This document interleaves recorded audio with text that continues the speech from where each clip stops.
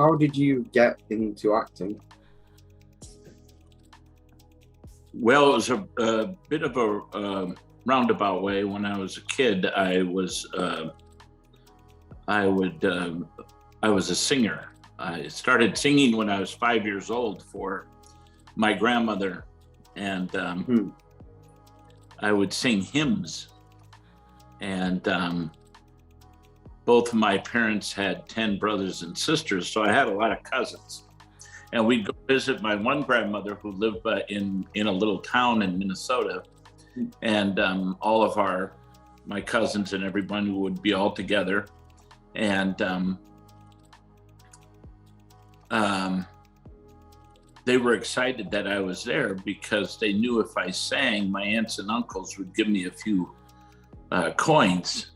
And then I'd take the money and we'd walk into town to the candy store and I'd buy candy and then share it with everybody. So they were like, oh, Cousin Joel's going to be here singing. That'll be great. We'll get some candy out of the deal because he'll sing for Grandma. And anyway, so that's kind of how I started as a singer. And then in high school, I did a couple plays. And then my father would take me to the university my junior and senior year of high school once a month to study privately opera lessons. Right. And so I would study there. And then at the end of my junior year of high school, the opera teacher I was working with, so where are you going to go to college, after next year? And I said, well, I'm going to come here and work with you. And he said, well, you can't because I'm retiring. So he told me about an opera diva who retired and opened an opera program in Duluth, Minnesota at the University of Minnesota. My dad drove me up there and we watched a class. And I said, this is what I want to do. So I went there. And then as I was doing opera scenes from operas and one-act operas and whatever we were doing in the opera program, a couple people from the theater department saw me and asked if I would audition for a play. So I did a small part in a play, and I thought, well, I kind of like this a lot. And then they asked me to do the summer theater, the musicals in the summer. And I did that, and I really liked that. So I switched from opera to musical theater, and then from musical theater to just straight plays. And anyway, ended up in New York doing Shakespeare and touring the country for 3 years.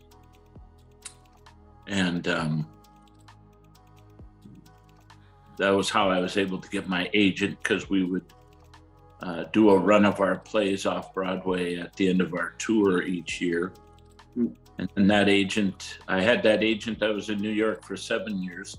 And then he opened an office in Los Angeles and kept saying, come out to Los Angeles. And I was a little nervous about it, but came out and started a new career in film and television. So that was in 1991. Oh, wow. A long career. So, but so I started college in 1978. So that's when I started studying. And so it's been a good time. Yeah.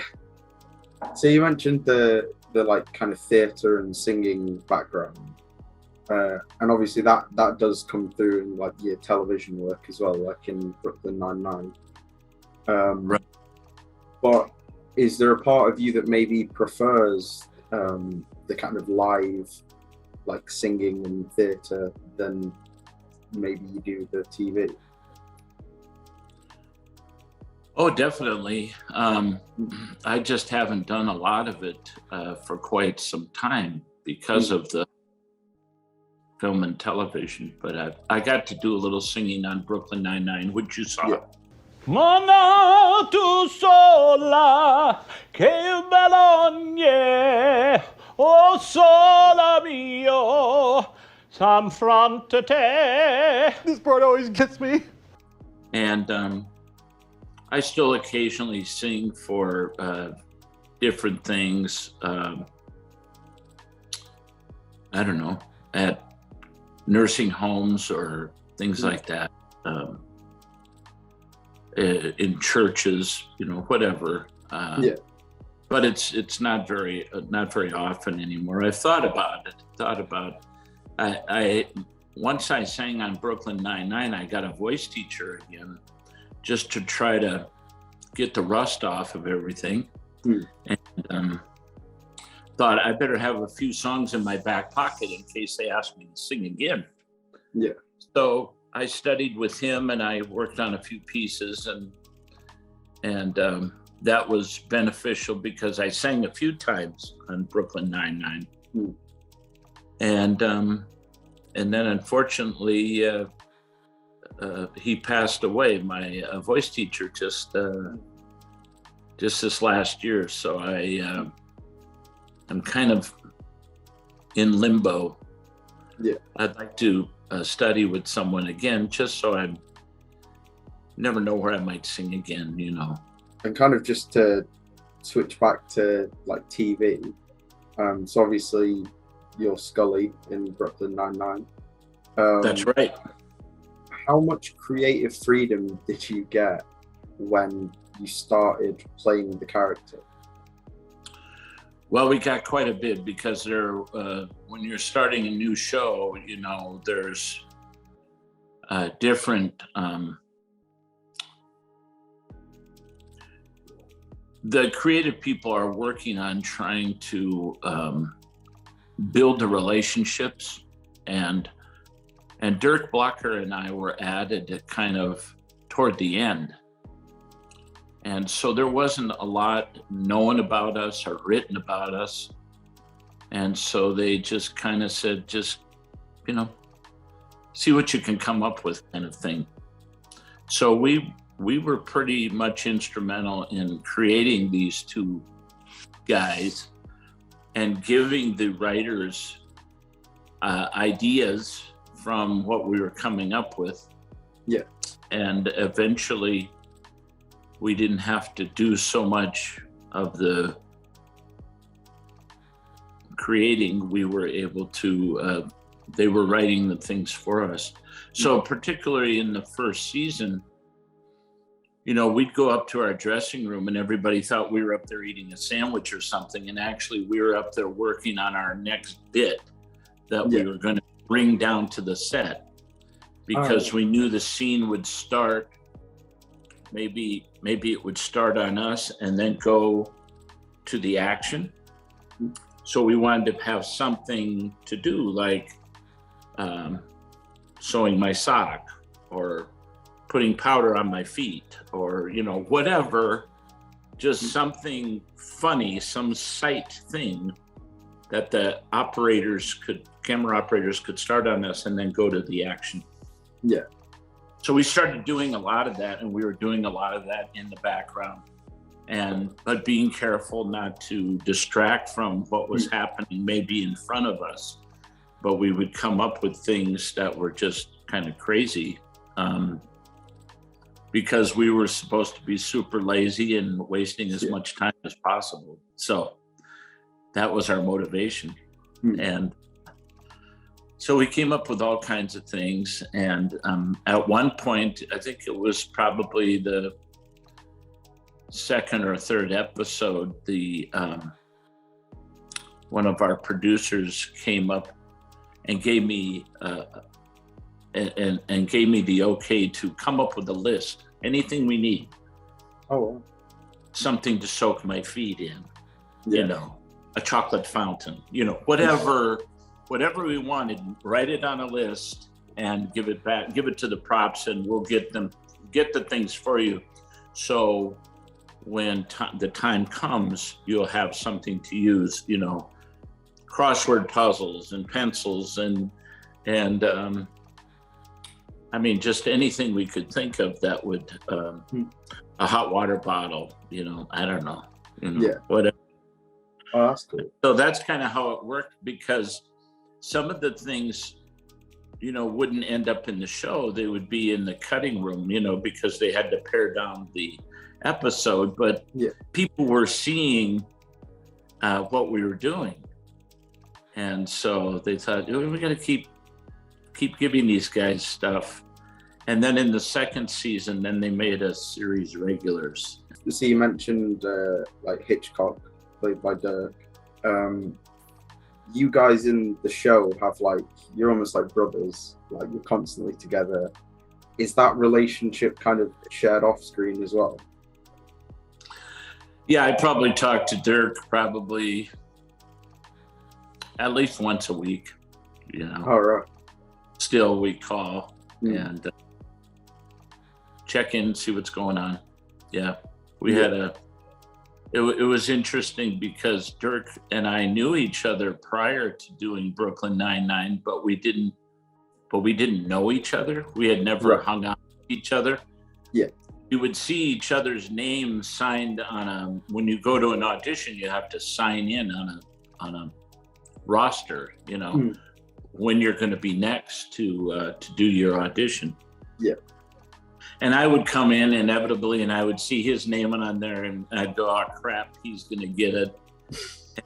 Or he would come in and he'd see my name and he'd go, oh crap, he's going to get it. We both had the same, we were thinking. And then there we were, we end up together on this show. And, I couldn't have asked for a better partner or creative person to come up with all the craziness and go along with all the stuff. And, we just had a whole lot of fun coming up with stuff. And we would make each other laugh actually more than anybody else a lot of times. Do you have any techniques to stop yourself from laughing during takes? Because I imagine that happens quite a lot.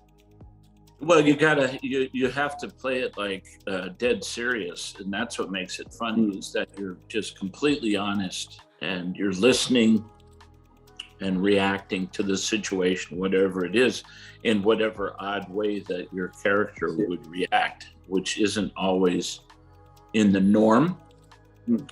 And so the only way for it to work is to be dead honest and to be,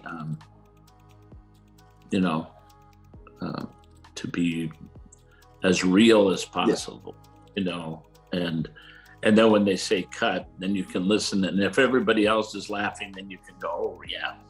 Yes.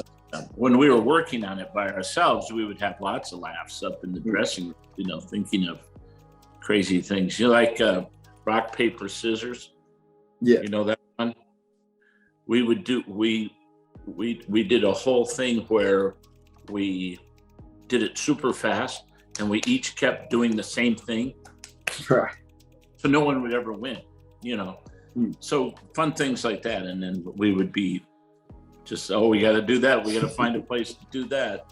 You work with someone like Andy Samberg, who, when you have scenes with him, you always had to be on your toes because of everybody. Everybody always had a little something, maybe knew they would pitch an idea or something like that.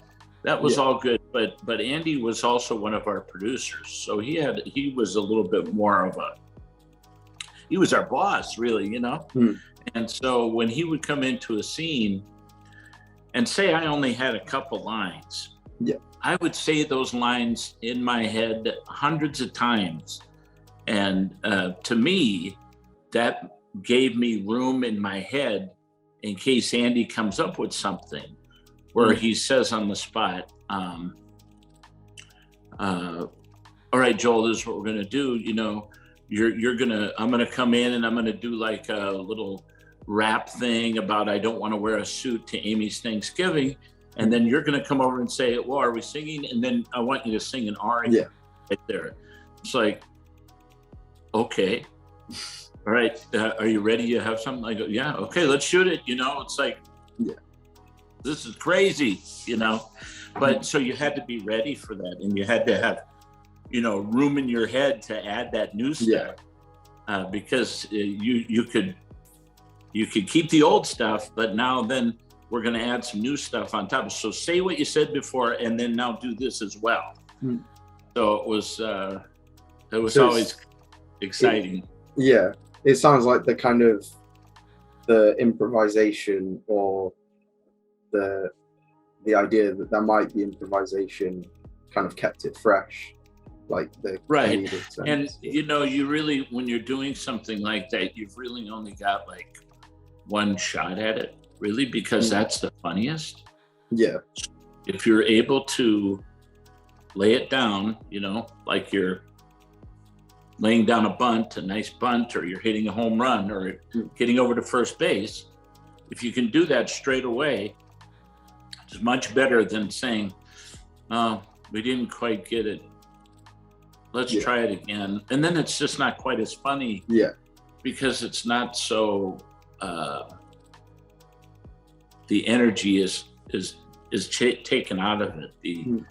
The anticipation, the excitement of that first time doing this gag, and the cameras are rolling, and we got to hit it right this first time. So that was always hard too. But the more you made yourself ready for it, as far as your other dialogue and things like that, it was easier to then take on that new stuff. And within 30 seconds, you're going to do a whole new gag.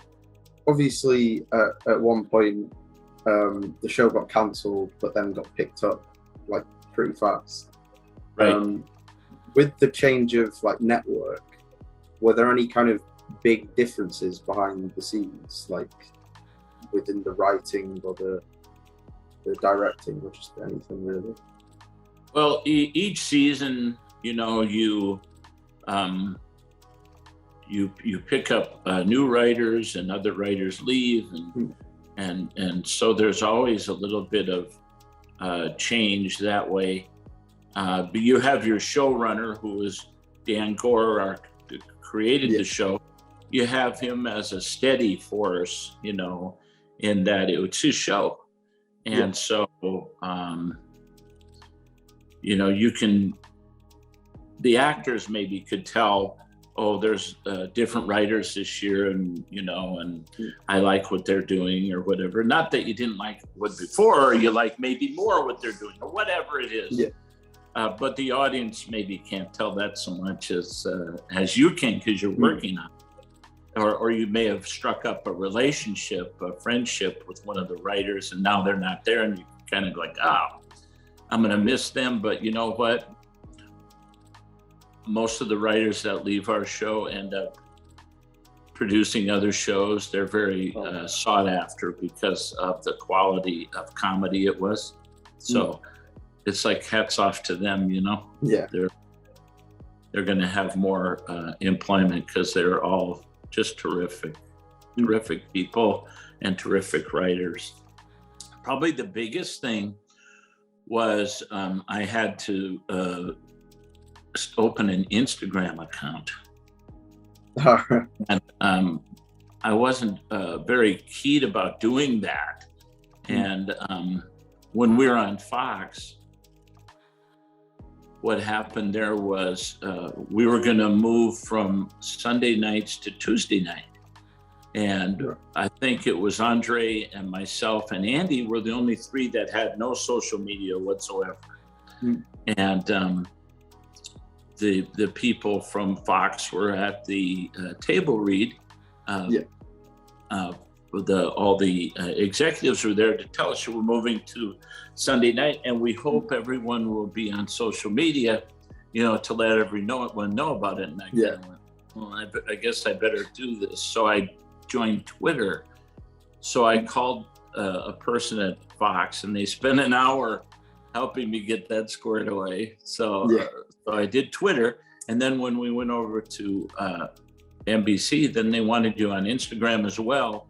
And because they have a social media person embedded with the cast, doing the little videos and things that you would see, on the Instagram or whatever, there was somebody there quite often doing behind the scenes photographs, pictures, asking you little goofy questions to answer, whatever, and then putting it out for the fans.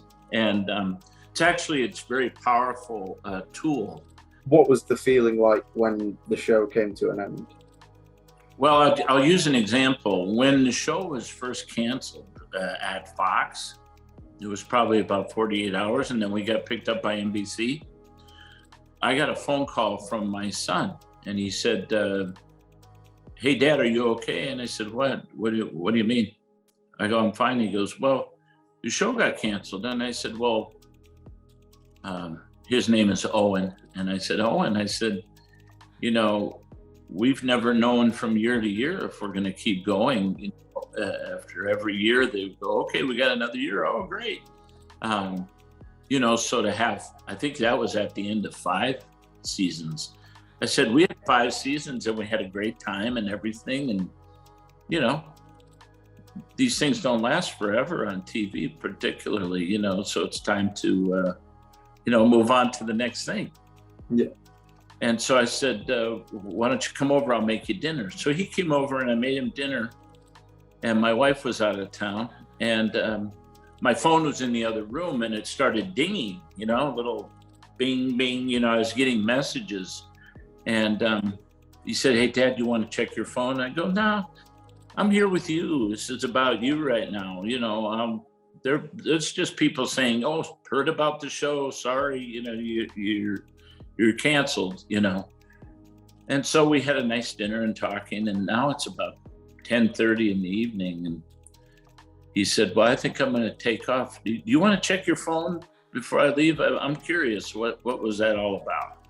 And I said, "Okay, sure." So I go check my phone, and they were texts and emails from Dan Gore, our boss, saying at 9, we've been picked up by NBC.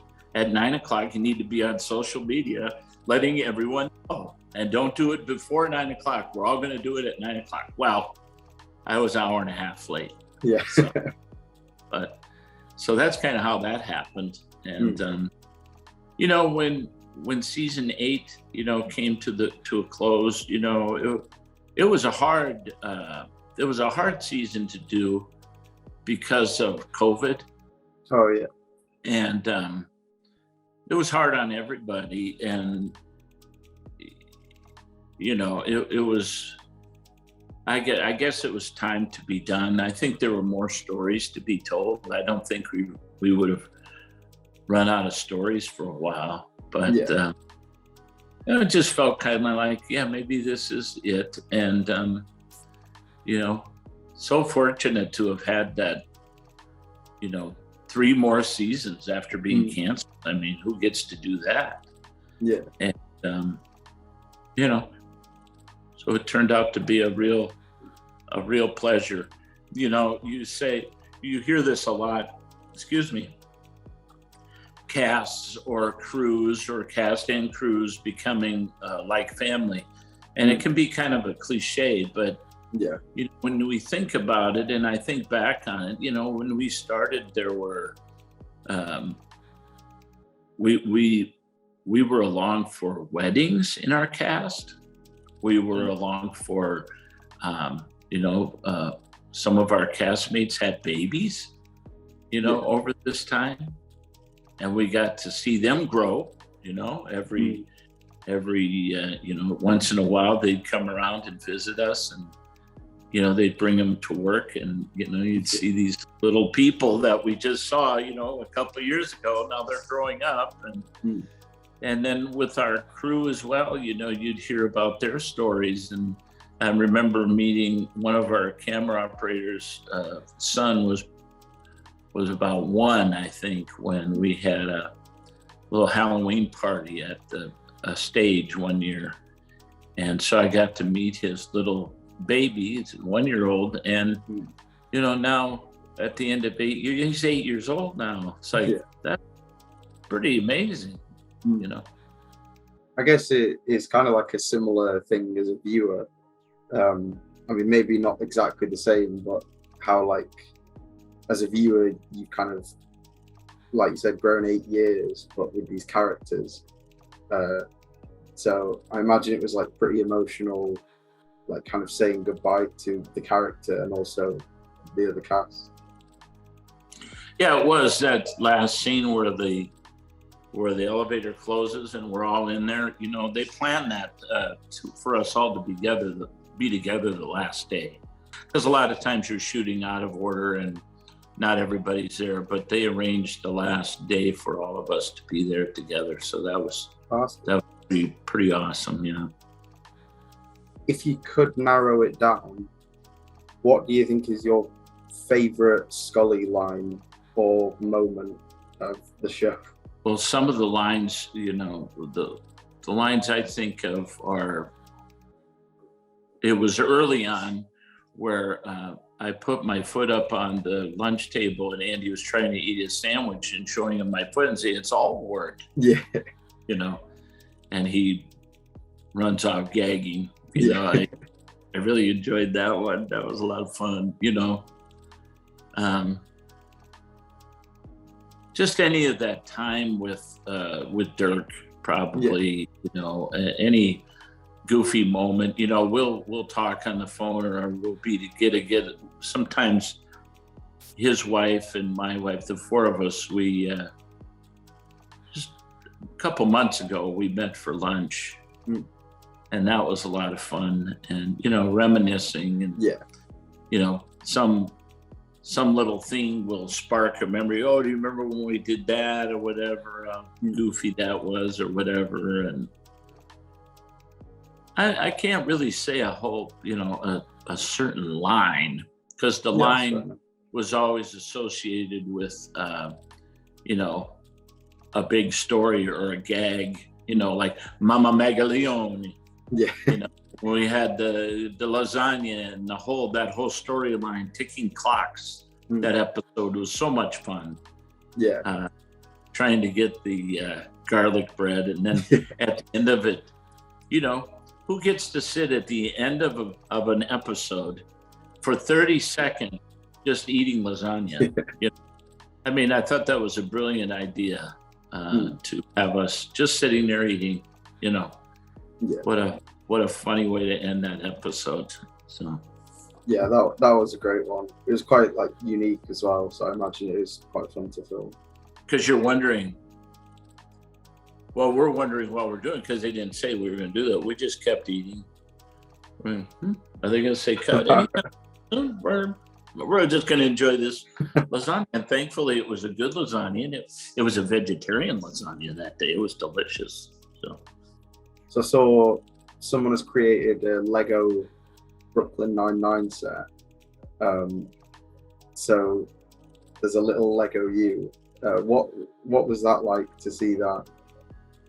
I just saw that yesterday or a couple days ago. Anyway, I just posted it on my Instagram. I thought, how cool is that? You know, although if you look at Hitchcock, he's got like a hole on his head because they can still, you know, like put a hat on him or something like that. So, but mine has a nice little flat top thing they came up with that they stuck on my head. It looks pretty good, you know. I thought it was very flattering. That was a lot of fun to see.